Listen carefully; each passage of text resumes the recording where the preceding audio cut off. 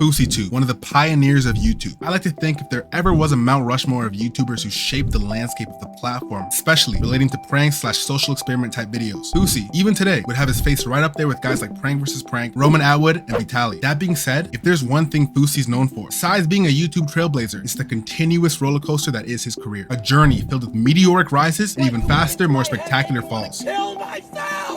Like seriously, this man's career is the definition of what goes up must come down. So the question becomes, how does someone climb to the top of YouTube, gain money, fame, influence, fail and lose everything, get back up and then fail again and repeat the same cycle over and over? To answer that, we must start from the beginning. Buckle up, because this is the rise and fall and rise and fall and rise and fall and rise and fall of FouseyTube, aka Fousey Arrested.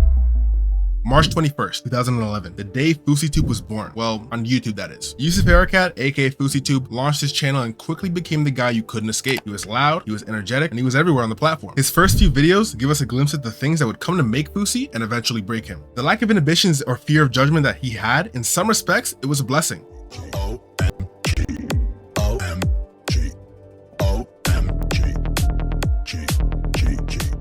And in other respects, it proved to be a curse. Fousey's early content was a mix of comedy sketches, pranks, and social experiments that got everyone thinking, oh yeah, this guy's going places. And he did just that. He got right into the spotlight. His early content, like we just went over, was exactly what YouTube was tailored for at the time. Evident in the millions of views he received in videos like Middle Eastern Parents. Yeah, they were over the top, yeah, they were comical, and yeah, they were exaggerated, but they struck a chord with the viewers. Fousey wasn't just making people laugh. He was bringing in a cultural twist to the YouTube landscape that made him feel real. He also just had an entertainer's personality, but it wasn't about the shock value or the laughs. What made Fousey different was how relatable he seemed at the time. He didn't seem like some untouchable celebrity. He felt like the guy you could actually hang out with and crack a joke with. The way he spoke to his fans, it sounded authentic. His personality, while jovial and excited, didn't seem forced like you see in many creators nowadays. What made Fousey skits Fousey's was how he was able to blend humor and real life issues into them. Sure, he'd make you laugh, but he'd also make you think. Like his early videos like Middle Eastern Stereotypes. They weren't just funny, they were relatable and often hit close to home for a lot of viewers. He became known for his unique style of comedy that walked the fine line between outrageous and insightful. At this time, he was on the up and up. He later transitioned into doing pranks. If you know anything about early 2010s YouTube, you know pranks were the meta. This was the case in large part because of Fousey himself. These pranks really shot him into the forefront of YouTube. Ironically, these same pranks would end up being one of the many slip-ups in his rise and fall. He started out with pranks on his parents. You big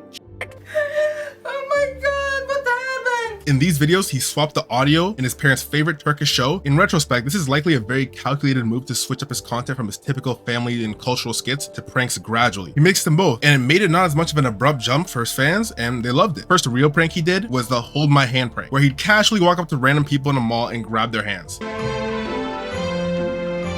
What the f? Hi. What's up? Do you think these are good for running? Yeah, they're really good. They're actually one of our best sellers. Really? What are you? I think my boyfriend's in the back right now.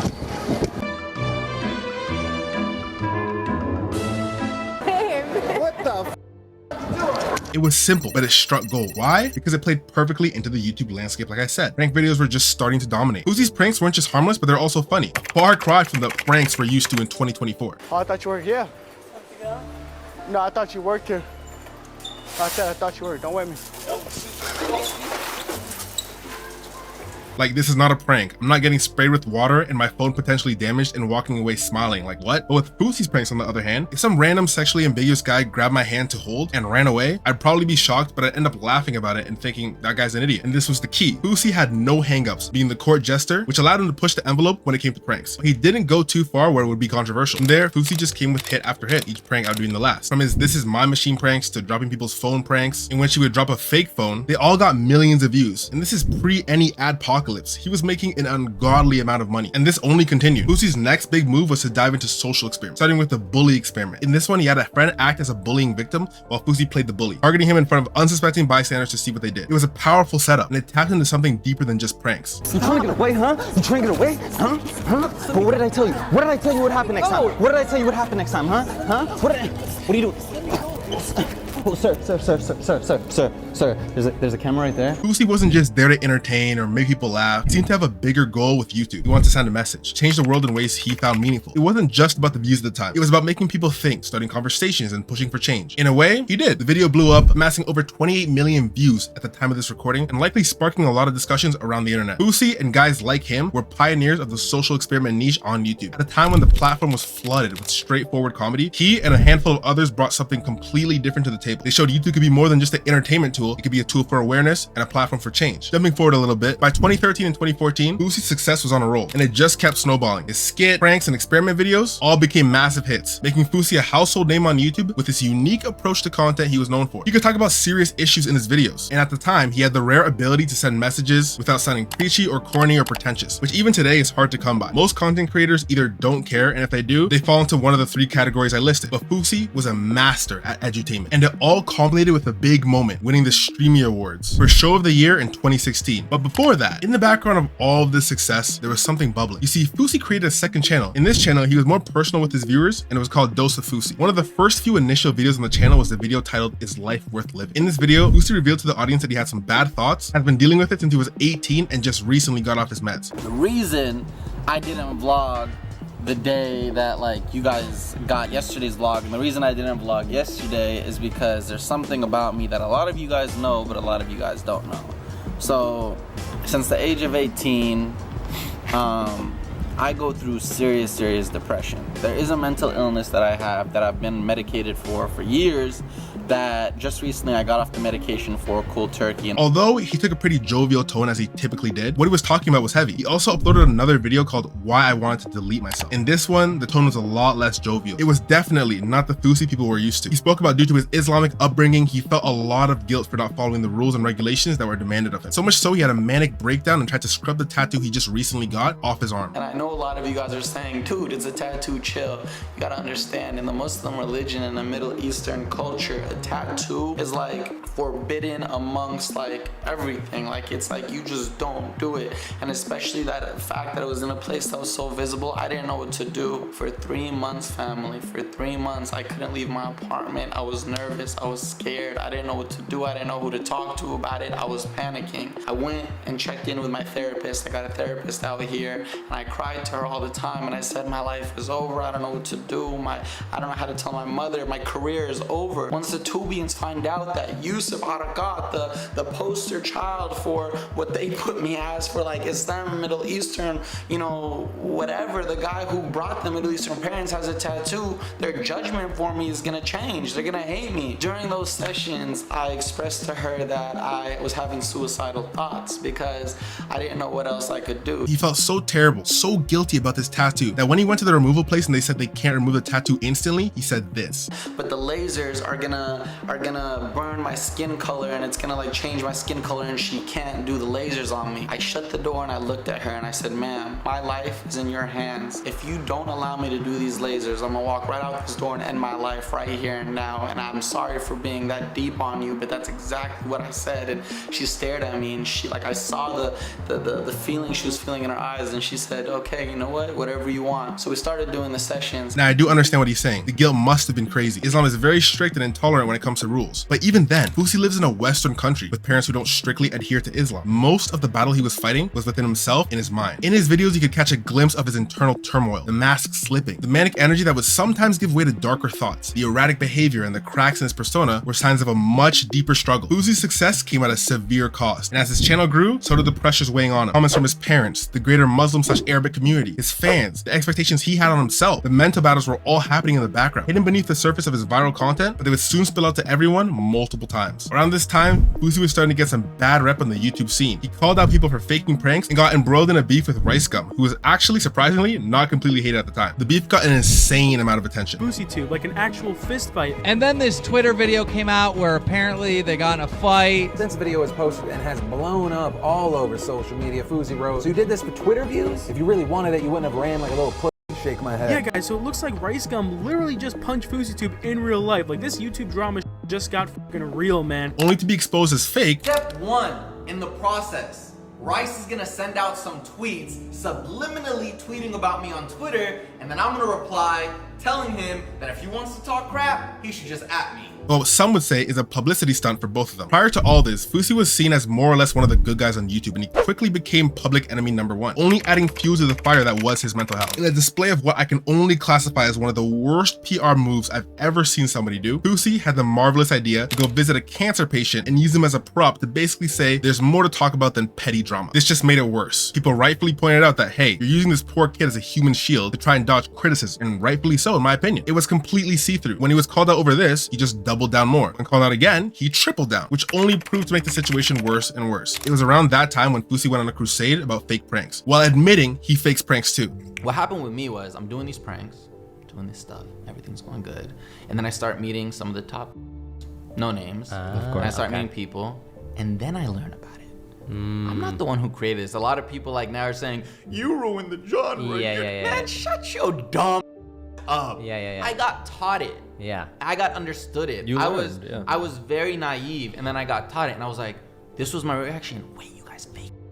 And they're like, really? Fousey claimed to only do real pranks, but other big YouTubers, namely Vitali, taught him how to fake pranks and get better reactions, and thus getting more viral videos. Now, back to the award show. This was a major accomplishment, solidifying his place as one of YouTube's top creators. Very impressive, especially given all that he was dealing with at the time. And during his acceptance speech, Fousey addressed his struggles and his controversy in a way I couldn't have made up if I tried. For a long time, I looked at myself in the mirror and I based myself based on what I read on the comments. I felt worthless. I felt ugly. I felt gay. From here, it was more of the same. While Fousey clearly didn't care about being laughed at or made fun of, there was a caveat to that. Fine print reads, if it's pursuant to amassing fans and support. Fousey is not one of those YouTubers who can disregard hate comments for what they are and take criticism with grace. If it wasn't obvious by now, it'll only become more apparent. But the affection and love from his fans is what sustained him. So naturally, criticism and hate destroyed him. As he continued to get into beef after beef, his name grew, his subscribers grew, but so did his detractors. You know, I was in the last 2 weeks. Why would you like to know why? Why?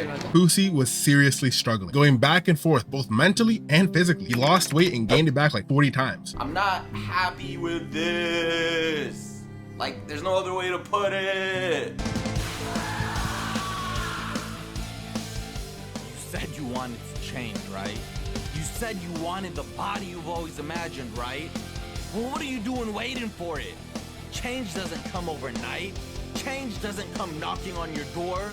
I guess the saying of how you do one thing is how you do everything holds true. Fousey is a master at falling off, getting it back, and then falling off all over again. But no controversy even came close to this next one. In 2017, Fousey returned to YouTube, hoping to reclaim the fame he once had. But things were different. His attempts to reconnect with his fans didn't have the same spark. After years of pulling wild pranks and skits that got millions of views, he decided to go in a different direction, motivational content. It made sense. He wanted to share his struggles, his mental health journey, and help others going through the same thing. But it just wasn't working. Fousey wasn't viewed how he once was when he started. And at this point, every attempt to get back to that felt a lot more forced than it once did. His fan base, which had grown accustomed to his high energy pranks and social experiments, just didn't seem as excited about the change. Instead of the pranks that made them laugh or social experiments that were deep and at times funny, they were getting serious, personal reflections. And don't forget, everything about him seemed contrived now. Faking pranks left a bad taste in people's mouths, more so than other creators who did it, because Fousey was supposed to be one of the good ones. And the views, they weren't even close to what they used to be. Fousey was now growing desperate. Personality like Fousey's, and you have a taste of adoration from millions and respect all around the world, cosigns from Kevin Hart. He's not just gonna allow himself to fade into irrelevancy. Now imagine fading into irrelevancy as a disgraced good guy turned bad guy. Well, he'd rather die. And that brings us to July 15th, Fousey's darkest hour. Fousey set up an event called Hate Dies, Love Arrives. This event, according to Fousey, was going to put an end to all the hate on YouTube and between YouTubers, as well as usher in a new era and focus on love. It was supposed to be the day that would change the world, or at least that's what Fousey promised. This wasn't just going to be a regular event. No, this was going to be the biggest comeback ever. After being off the platform for a while, Fousey reemerged, claiming he had a message of love and positivity so powerful, so impactful, that it would shift the entire world's energy. But it didn't quite go that way. Taking back ownership of my life and my power and throwing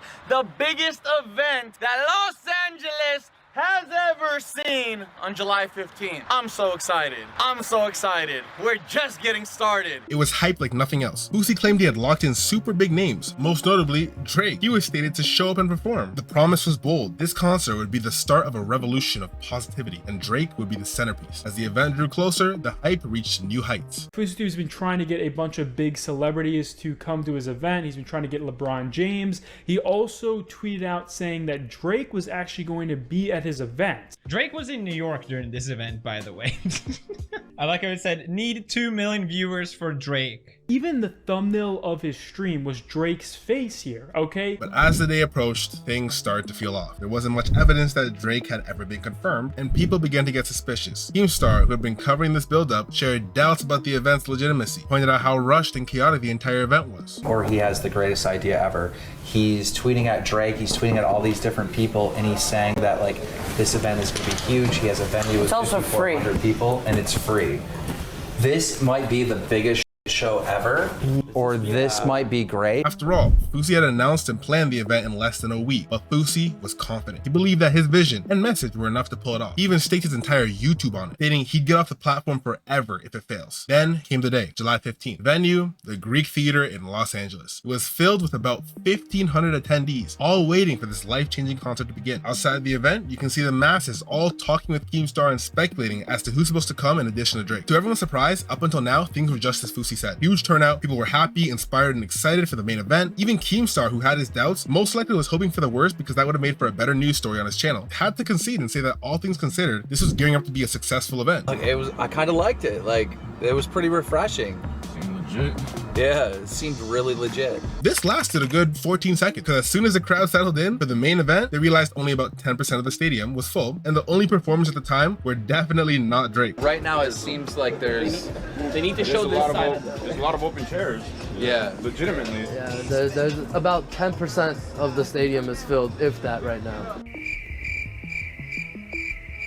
I got my bro Show Luciano right here. We gonna teach y'all dance. We gonna teach y'all about the lit poppy. Over here, lit like a pig. All these bitches on my dick. Wanna fuck me and they think. Hey. Get on with the shit. Say you know about the hit. Hey. Too legit to quit. Hey. 1, 2, 1, 2, 3. Just when you think things couldn't get worse, the power went out in the stadium.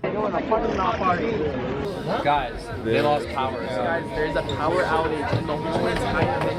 I don't know. These lights are still on though. Oh yeah, no, we're good. There's no way there's a power cut right now. I don't know what's going on. This is really creepy. All the power has went out in the whole building. Everyone's being evacuated. If you can see all the way up, they're all going that way. Oh my god. Don't worry though, Fousey ended up confirming Drake is on his way. Once Drake makes his appearance, then everything else will be overlooked. Now, given how things have started to deteriorate, people weren't 100% sure what was going on. Keemstar very obviously trollingly says they probably made way for Drake to come in by moving us all here. Others thought he was already here, and others yet thought he would never appear. In 7 days, 5,800 people sold out. Oh, is this last week? 60,000 people already watching, and by 9 p.m. tonight, 2 million live viewers will be tuned in to see Drake live on stage at Hate Dies. Drake's coming? Drake's here. Drake's here. Drake is here. That's why they evacuated the building, is so Drake could get in. Do you guys? lying. Hey, no. Maybe. No, do you realize, bro? My. They made us come out of the venue. They all made us go this way. The entrance to the place is that way. People are starting to run that way. To make clear for Drake to come in. Bro, Drake's here. I don't think Drake. I don't believe it. Why would he say that though? I mean, that Drake will be here. It's possible, but like It is possible. Expect unexpected. Now, it was just a matter of waiting until... Very strange situation. You see a completely empty Greek theater. It's not supposed to be that way, though. It's actually supposed to be completely sold out for a show that was supposed to start at 6 o'clock, but never did. It's a YouTuber who I believe goes by the name of Fousey. So instead, what happened is some kind of generic threat, possibly a prank. There was some murmurs of possibly a suspicious package or something. So the Greek had to essentially be evacuated. We watched a bunch of frustrated people come out here leaving Griffith Park. But look at this. The YouTuber himself is actually on top of a car, and he's been talking to a bunch of his fans down here, holding his own little impromptu event. So there he is on top of the vehicle right there with the crowd. Apparently, there was a bomb threat, so the entire show was canceled. No Drake, no event, no hate dying, and definitely no love arriving. Fousey then offered the Uber driver $50K to stand on his car, and he used it as a makeshift stage to talk to his fans. So basically, this is all happening because of y'all's energy, and I love y'all. From the audience to the celebs to the artists, so we have all the energy in one world so we can share one energy and not distance ourselves and feel like the people at the bottom have to stay at the bottom or watch the people at the top. Not understanding we all could be at the top at the same time if we just helped each other. I got the keys. Khaled taught me the keys. His speech can pretty much be summed up as manic ramblings about anything from his mental health to the Rice Gum diss track. Keemstar, being the content brain person he was and is, he instantly started baiting Fousey. They're gonna call me crazy because it's higher level thinking. But it's higher level thinking because you're thinking clearly, without greed, without ego. I walked around ego for so long on YouTube. Walked around like I was hot, not understanding I ain't. And God can take it away just as fast as he gave it to me. Keem, the reason I had a breakdown last night I realized my song was coming out at midnight. And if my song came out at midnight, people were gonna think that it was a diss track towards Rice Gum and not understand the intention behind it, and it was gonna blow the whole event over. But it was a diss track on Rice Gum. There's a reason for it, and I'm gonna get to it. Okay. Keem, we're talking about changing the world, and you're trying to find a narrative to make it seem like I'm hating on Rice Gum. Dude, the song is a straight up diss track. Like, you're saying that, Have you ever heard of irony? Have you ever heard of like something being told in a certain narrative? So instead of just hearing it on face value, you have to sit down and understand what's being said? You don't read a Nas lyric once. You don't read a J. Cole lyric once. Let's get the genius lyrics now then. What does it mean? It's gonna come. You want me to rap it right now? Yeah. And boy, did it work. I didn't care, right? Okay. But before I even got to do the event, before I even got to tell my story, you're making a documentary on it so you can post it after the fact. So if it flops, you can have the hot news on how Fousey up and he should himself. Or if it's a success. Or if it's a success, I become a good person. But why are you gonna profit on me being a good person? Why can't I make a documentary on this story? But what I'm doing right now is I'm trying to capture reality, okay? I'm just talking, and you know what? My feelings towards you goes nothing towards your group. I love Banks. I asked him if I could join Clout Gang in his DMs when I was sitting on my couch smoking weed, playing Fortnite, giving up on life. But he still gave me attention. He didn't say yes, but God wanted that to happen because he wanted July 15th to happen. So, wait, Banks, you give Banks love because he gives you attention. I'm doing a whole documentary about your whole event. Banks no doesn't love? give me attention. I'm he a gives hater? me attention in real life. You're giving me attention because it's gonna put money in your pocket, honey. Fousey rightfully called Keem out. He was trying to play both sides. He gets the profit whether it's success or a loss. Fousey also let him know that Keem purports to be his friend. Meanwhile, he only gives him attention in this fashion, documenting his downward spiral. And in real life, he's nowhere to be found. Keem was low-key the evil genius surrounding this in my opinion. Don't get me wrong. Fousey's erratic and manic behavior was obviously the driving force, but Keem 100% gave him that little push that he needed. He continued to scrutinize him until Fousey just couldn't keep it in anymore. He was remembering all the videos Keemstar made, documenting his bad actions on YouTube, his comments regarding him, the turning sentiment towards him, and he was seeing the same person he blamed for all of it, reopening those same old wounds once again. Not to mention, the event was an abject disaster. And who's here to comment on how much of a failure Fousey is once again? You made me want to commit last year. I wanted to kill myself because of all the attention you gave me. I rewatched videos going viral after the attention you're giving me now of you saying Fousey is the biggest piece of egotistical on this earth. I have bipolar and depression. That what you put into my head made me want to kill myself. Finally, he was pushed on the whereabouts of Drake. Where is he? Why hadn't he acknowledged anything this whole time? Or confirmed or denied that he'd even be here? Matter of fact, how do you know that he's even supposed to be here? At the time when he was asked this, he just started schizo posting in real life in real time. But later on a separate podcast hosted by H3H3, he said that he knew Drake would be there because he met a guy who was reportedly part of OVO. Told him his story, and he said that Drake was gonna be there. All for free, by the way. Drake, you were in touch with Drake. You're still saying that. I'm still sticking to the story. I found the guy who I ran into in the club that night who gave me his verbal agreement that he would be there. So, okay. A guy who knows Drake said he was going to be there. You want the story right off the bat? Next thing you know, the bomb threat gets called in, and you know the rest of the story. And then obviously But Drake was never coming.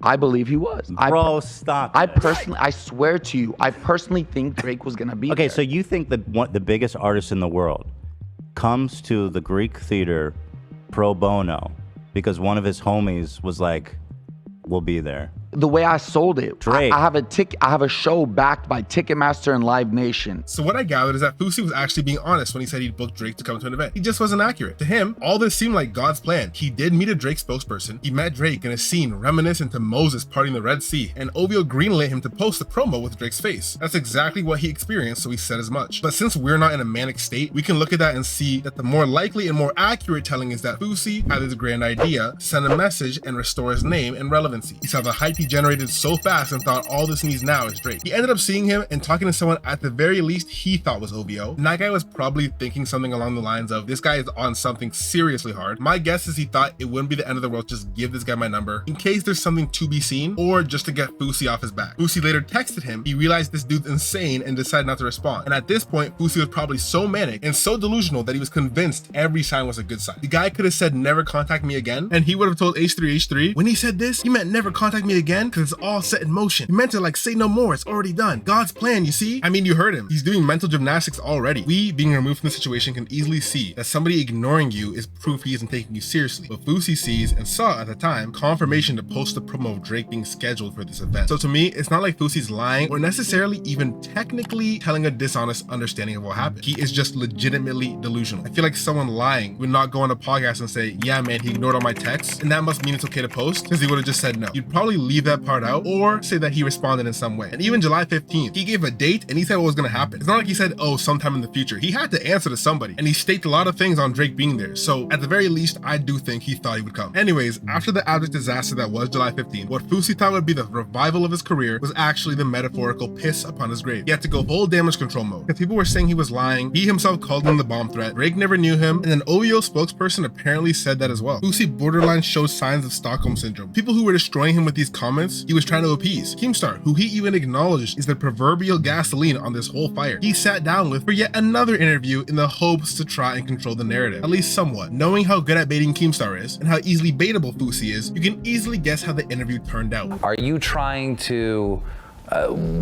like show everyone that you're a good guy? Like, why not just do good stuff without posting it on social media? But that's what I'm announcing right now. Because you got a lot of criticism over, you know, the sick kid with the cancer, right? Oh my God, that one still pisses me off to this day because I'm still in touch with his father and he's the one who kept me strong and say, don't you ever listen to these toxic fucking people who think that you came to meet my son who loves you, who I sat on his bedside crying with as we watched you. Don't ever allow them to think that you weren't my son's angel. That's why I don't give a what anybody says about that. That drove me crazy. Shame on all of y'all, and I'm not scared to say that. Rest in peace to Efren Ortiz. Don't sweat the small stuff. A kid dies from cancer, but you're so negative and toxic that you try to spin it to make it seem that I used him to protect my image. Shame on y'all. You should have been trying to help me. You should have helped me start a GoFundMe. You shouldn't have wasted your time trying to make me seem like a bad person.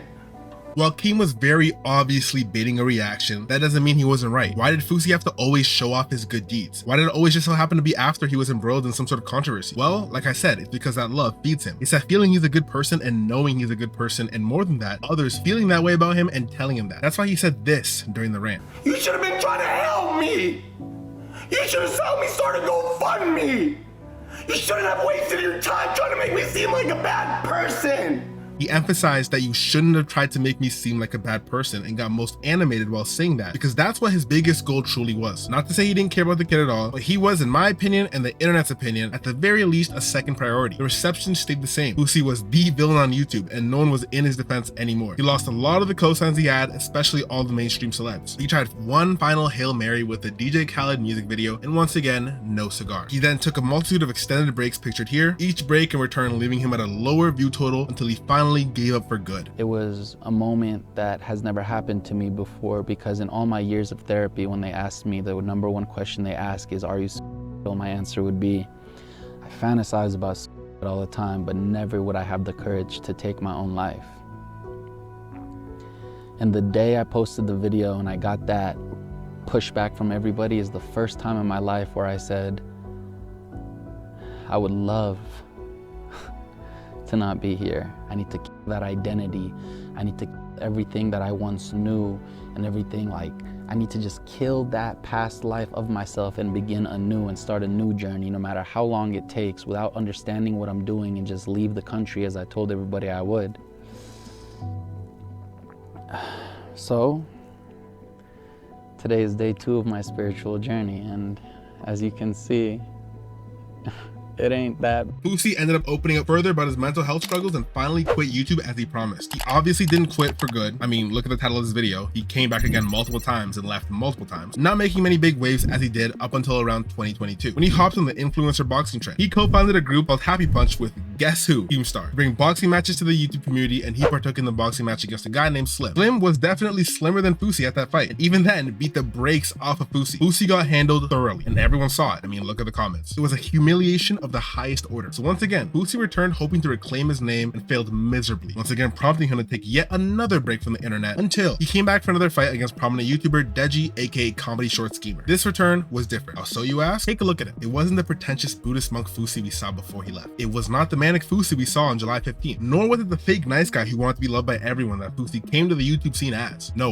this was Fousey fully embracing being the bad guy. The first fight, we saw Fousey who didn't eat clean and looked like he didn't even watch a Boxing for Beginners at Home video. Now, Fousey looked and sounded a lot different. He seemed far less egotistical, and the aura he exuded came off a lot more calm, collected, and dare I say sane. Because the other one, I was still a YouTuber. So the only thing that I had was an ego back then. So all the talking, all the belief in myself, all came from my ego believing that, oh, I have these followers, I have these subscribers, I could be anybody in the world, and I got humbled, and I got humbled in great fashion. So this time, from the ground up, everything is fundamentally different. There's not one thing that's the same from the last fight.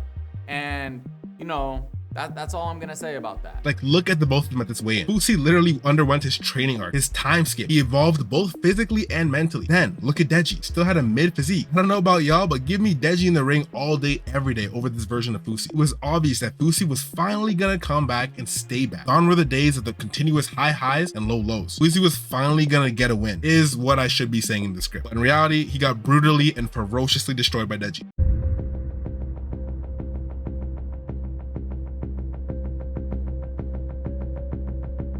This, once again, kicked off one of the worst downward spirals for Fousey. I'm not well right now. I'm not. You might think, how are you not well? You're living in this home. You have this, you have that, you have this, you have this opportunity, you have this opportunity. Mentally, I'm not well.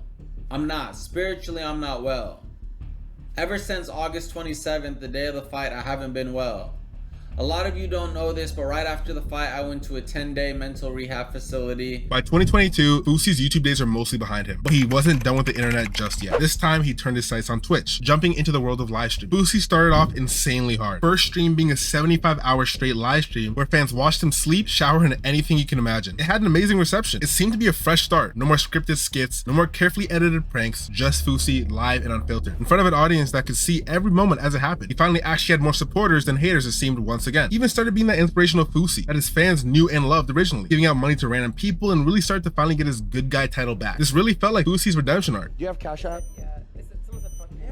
I'm gonna send you 500 because I know. No, it's okay. Let me do that for you because I understand the dopamine high of hearing that you're gonna get a 500. Then that's such a cruel prank. Fousey eventually around this time made an appearance on the H3H3 podcast, and it further showed that the sentiment around Fousey has changed drastically. In the stream, Fousey seemed to have zero ego whatsoever. He spoke on his addictions, especially one quite embarrassing one if you ask me. He went over one of the most traumatic moments that had an effect on his intimate relationships since. I'm a child, okay? Under 10 years old. Everybody at school is talking about masturbation, sex, all this stuff. I'm like, what the fuck is that? I live in a conservative Muslim household. I go home one day, first time ever, take off all my clothes. I had a life-size toy leopard that you can win at a carnival sitting there. Get on top of it, I start humping it with Miss Congeniality on the TV. When I came for the first time ever, my Muslim mother opens the door and sees me ejaculating. Holy fuck, dude. How old were you? Under 10, I think. So that was whenever Miss Congeniality came out, I was born in 1990, so you could do the math. That was my first experience. It gets worse. It gets worse. That's pretty traumatic. She yells at me and tells me to put my clothes on and closes the door. Didn't talk to me that whole night. That next morning, I sent her an AOL email and said, Mama, I'm sorry. The devil got in my head. That won't ever happen again. She replied to me in an email and said, you're right, Yusuf. The devil did get in your head. This is why you need to pray. Comes home from work that day, never, ever, ever addressed it. So from that point on, anything sexual, anything like ever, like whatever, to me, I'm a bad person, I'm wrong, I'm guilty, I'm shameful. That's fucked up. That caused, literally, it affected all my relationships because that's what caused my severe. Are you mad at your mom for that? I'm not, I forgave my mom. My mom did her best that she can. She was saying everything, some things that a normal person would probably take to their grave. Fousey was saying it as casually as one would order a meal from a drive-thru. You know how my mom caught me on the second I came? Yeah. So the second you would even do this to me, I would come.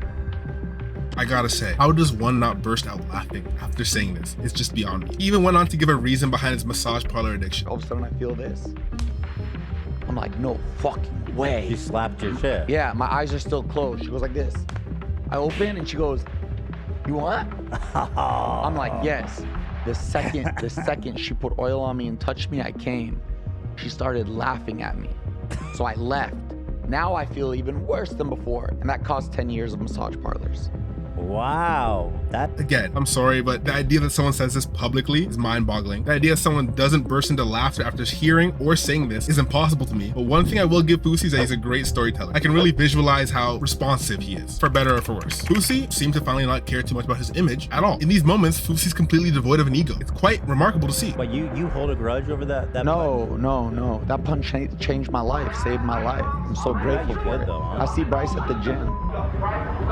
Dude, that's so good. That's the cleanest shot you could get. But when you're blacked out, just like I can come with you blowing on me, you could have blew on me, I would have fell over. When you're blacked out drunk... I'm getting the sense that your ego is a little bit bruised by how you got knocked out there. No, not at all. Not at all. I'm grateful for that moment. I literally have thanked God for that moment. If that moment You're trying didn't to happen, downplay the quality of that knockout, though. No, that was you know how clean that hit was? That was a clean, and plus so much respect for Bryce. He's about to do a bare knuckle boxing match. He's is he really? Yeah, that's the first YouTuber to have balls to do that. He was on the show recently. I liked him. Yeah, so I have nothing, and Bryce knows this. That's good. Really let this sink in. This guy is thanking God and was appalled at the idea he'd ever downplay how brutally he got knocked out. Almost upset at H3H3. Almost upset at the idea that you'd even imply that it wasn't a great hit. It's funny, but kind of inspiring to see somebody truly change, or at least it seemed like he changed. Sentiment surrounding Fousey once again quickly changed. Fousey eventually met someone in the airport before his flight and began speaking to her. He sent her $300 on Cash App and shared her Cash App with the entire stream so others could as well. What could have been a really sweet moment ended poorly because Fousey decided to say this. You left her in the bathroom, gave her a choice. I said, you want to come to the men's bathroom or the women's bathroom? She said men's, so it was her option. She came into the men's. So when I left, I said, you leave. Go into the women's immediately and clean your face and clean your mouth.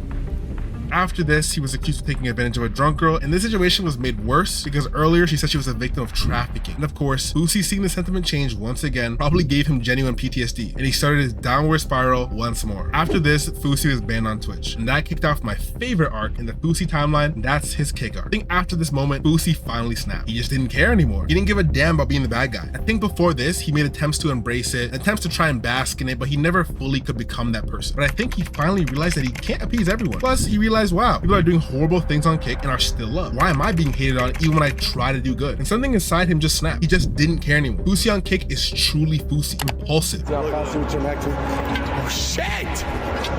Emotional.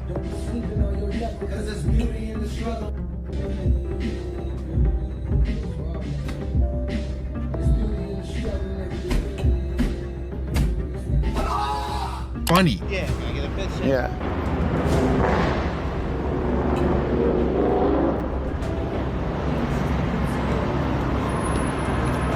Another one?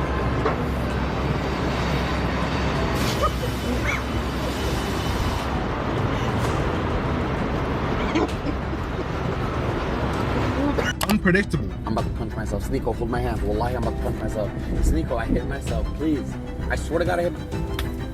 Dog! I beg you! But unstable.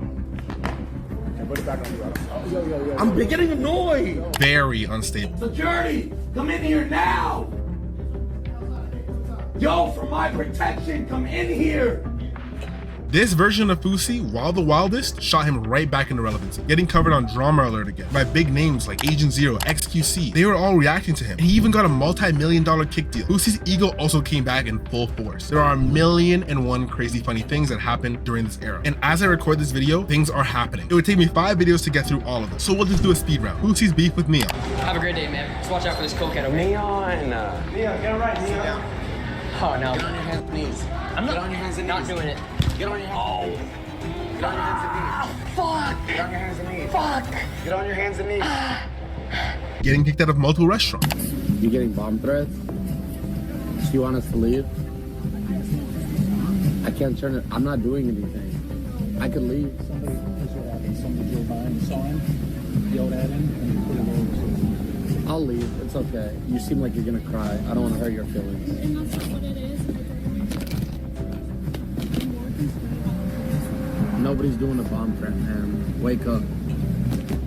Nobody's doing a bomb threat. It's a 13-year-old at home trying to scare you. Don't cry. Somebody called in a bomb threat in 2018 and made me lose millions of dollars. They're doing this to fuck with me, not you guys. I don't want the food, by the way, and I'm not paying for it. It just came out.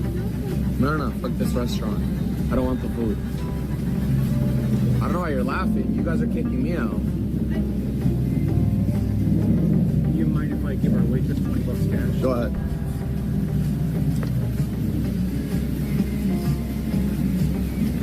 Would you give this to our waitress, ma'am?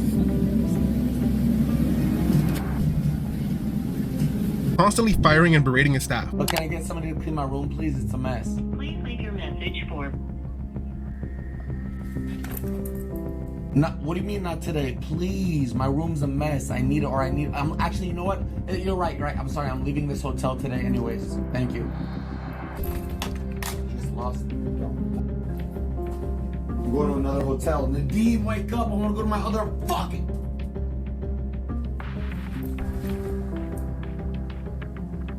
Nadeem, you're fired. Every time I ever call, you guys just tell me how scared you are, how worried you are, how stressed you are. For what? Guess what? Guess why I called you, Baba? Guess why I called you? Hey! What the fuck? Dog, you almost hit him. Look how close you are. I'm gonna prove it so they don't think I'm an idiot. Getting swatted.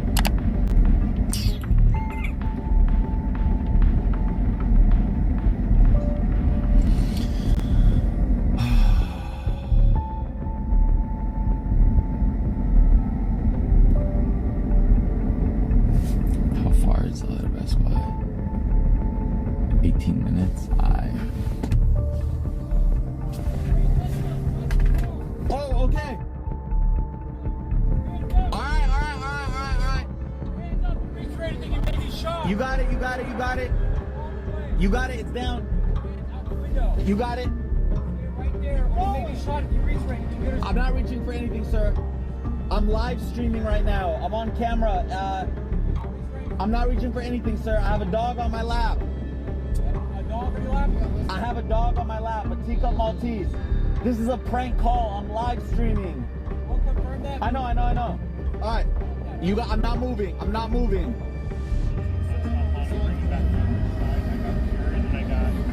I got a couple people working on down our side. Hey, buddy, what's your name? My name is Yusef Ericat. Have you step out, leave your dog inside? Yes, sir. Hands up, face away from us, okay? Yes, sir. Can I put my hands in to take my seatbelt off and open the door? Got it. Fousey just didn't give a damn. He just did what he wanted to and did what he did best, entertain people. Fousey is a very special lolcow. Obviously, he doesn't know he's a lolcow, but he didn't try and take himself seriously or change that narrative. Typically, lolcows either have some understanding that they are and play into it, making it not as authentic, or they'll not know at all, try and fail, change the perception of them being a lolcow. But Fousey, not only did he not know he was a lolcow, he also didn't care. It was a perfect storm for views. It was also perfect timing. Kick just started to get relevant, and what is Kick? Clit farming and doing the most outrageous and borderline criminal things. That's right up Fousey's alley. Think about it. Without even trying, he's hosting huge events that got bomb threats called in and featured public meltdowns on top of an Uber car. He got knocked out by Bryce Hall. Kick was made for Fousey, so naturally, Fousey did numbers on Kick, quickly becoming one of the most watched streamers on that site, right up until he started another downward spiral. By this point, Fousey had become a full-blown lolcow, and just like the night follows the day, when you're a lolcow, trolls are never far behind. Now, just throw a 24-hour live stream into the mix, where he's constantly leaking his location, and well, you can see where this is going. Disaster is practically guaranteed. Let me set the stage. Fousey was already on edge with his team. What should we download into their brain? Hey, there's a new vaccine we want to release. Put it on his timeline. Right. You get it now! Oh yeah. But the real fuel to this fire was one relentless troll who took things to another level. This guy wasn't just harassing Fousey, he was calling his mom, saying unspeakable things to both of them. It was brutal, and Fousey finally had enough. Hello? Can you hear me, buddy? Hello? Can you hear me, buddy? You know we have your address, we have your number, we have everything. Oh, you like dancing too? Hey, I know where you are right now, and I live here, buddy. Come over here, bitch. I swear to God, I'll kill you. I swear to God, you pull up to my house right now, I'll stick a knife 10 feet in your fucking throat. I literally fucking slice it down to your penis and chop it off. Yes, this is a goddamn threat. Bitch, I'll kill you if you come up to me. You're threatening me? So he decided he was going to take matters into his own hands. He picks up the phone and calls the police. But right off the bat, you can see he's already fuming. The poor woman on the other end was just trying to get the details. Fousey's giving her pure attitude. I'm gonna do the matters into my own hands. City of Miami Police, 911 operator King. What's the address of the emergency? What's the address? Intercontinental. Intercontinental Hotel. You don't know the address? No. Get out of my room. Get out of my room. Get out of my room. Give me the address and get out of my room. I don't feel safe around you. I don't feel safe around you. I'm not going that anywhere. whole time you couldn't Google the address. It's right here. Calm down, bro. Ma'am, my life is in danger. Intercontinental Miami. I'm in the Intercontinental. Give me the phone. Give me the phone. Finally, the cops show up. And apparently, because it didn't immediately track down this troll and deliver instant justice to him, Fousey completely loses it. Any attempt by the officers to understand the situation so they can, make a plan of action and do something, was just met with screaming and yelling and crying, screaming, putting on a full performance. It was absolute chaos, and we all saw it live. You guys are just standing there doing nothing with your hands out. This is Miami-Dade Police. Yo, what are you talking about? I'm being serious. My life's in danger and you're sitting here staring at me. Why does nobody work hard in this world? Why am I the only... You're out? You're not going to protect me? You're on camera, you fuck. What is it? Somebody called on him? I'm out? I'm out? He just went out? Hey, chill out and give me the story. Tell me the story. Dog, I'm live streaming. I'm the most famous guy on the internet right now. Okay, cool. A guy calls my mom yesterday and says I'm going to slit your throat. He called to my mom. No, my mom's throat. He calls my room today.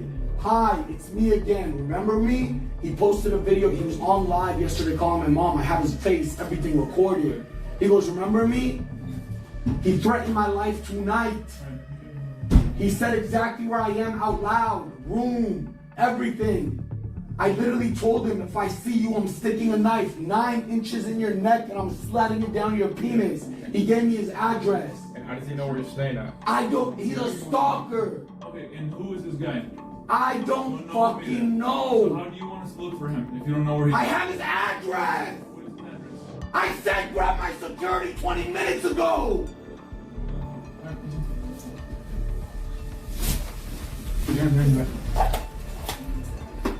You guys are dumb as fuck, man.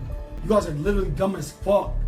So after all of that, Fousey was finally arrested and placed into a mental hospital. He was forced to step away, taking another extended break from social media, and while he was in the hospital, he did seem to be in better spirits, even talking about his plans for yet another comeback, while everyone around him and on the internet was thinking this guy is just not meant to be on the internet. He's already promoting his return. I got fouled out. That's all it is. I'll be back. Y'all know that. Season 2 on the way. We champions now. Let's get it. G7, baby. Now, that brings us to today. Where is Fousey now? Well, as I write this script, he's banned for crashing out on his manager. But what am I actually saying? I'm saying he's where he always is, stuck in one of the stages of his continuous downfall. Life has many cycles. We talk about economic cycles predicting booms and busts, and historical cycles foreshadowing the rise and fall of empires. While those cycles can get messy with a bunch of variables, Fousey's cycle, that one's as predictable as it gets. Why? Because he tried everything. Therapy, meds, ayahuasca, massage parlor. He's tried dropping his ego. He tried embracing it. He tried masking it. And the result? Always the same. Extreme highs followed by extreme lows. Why does he keep repeating this? People have theories, and honestly, there's probably a little bit of truth to all of them. Unlike a lot of people I cover in this channel, I actually, for one, feel bad for Fousey on some level. Now hear me out. Yes, he's faked pranks. Yes, he's been a terrible person to people around him. And yes, he's an egomaniac, especially now. Beneath all that, what does he want? Who is Fousey? What makes him tick? At the core, he's just someone who wants to be loved. If you pay attention to any of his meltdowns, he always says something to display that, almost like he's compelled to. Not one single missed call. Not Nadine, not nobody, not a friend. Not a single friend who's been congratulating me all day. Not a single friend, nobody. To make a promise good from my heart. And all that did was to get other people to shame me, vilify me, cuss me out, deter me, tell me how much I should kill myself and not be here. Where I learned it from? The youngest woman I have in my life, the most beautiful woman, the most radiant woman, the most loving woman, Susie. Who'd you learn it from? You, Susie. He's someone who desperately wants to be loved, and when he doesn't get it, especially in the way he craves, it genuinely breaks him. And then there's the reality that everyone around him is using him, from Keemstar and Neon milking his antics for content, to his rotating girlfriends who seem to vanish right as the downfall begins, to his own security team who clearly is just there for a check. Tell everybody I'm about the house for myself. If I take accountability, own your shit, team. You've never apologized to me. First of all, you're bringing up so much fucking old shit that I don't even. Yeah, because it's unhealed trauma, Keem. You made me want to kill myself. You're not a good person. Okay, I'm not a good person. Now, we could sit here and say, well, look at how he treats them. But really, what came first, the chicken or the egg? Does he act this way because they treat him that way? Or do they treat him that way because he acts like this? I am not saying he's above criticism. No way. I'm not even saying my theory is right. I have never laughed so much researching a video thus far. But knowing where it all comes from, I think is at least worth noting. And Fousey's story is also a cautionary tale. When you need external validation just to feel like yourself, yeah, you'll feel on top of the world when you have it. The second it's gone or even fades a little, you'll start doing anything to get it back. Ironically, that desperation only drives it further away. To me, Fousey's like a well-written villain. You watch them do these inexcusable things over and over, and you're just waiting for them to get what's coming, and you also hear their backstory. And while you're still kind of glad they got what they got, you understand how someone so flawed and troubled could end up here. Like, who knows? Maybe if my first experience was on top of a leopard plushie and my mom walked in on me, I'd be hitting myself in the head when people annoyed me too. Probably not, but you get the point. Either way, I can't lie, I'm very curious to see what happens next with Fousey. The idea of him having a healthy relationship with the internet feels like a pipe dream, but he's definitely one of the most entertaining streamers out there. Anyway, thanks for watching. Here's a video YouTube thinks you'll like, and with that, peace out, y'all.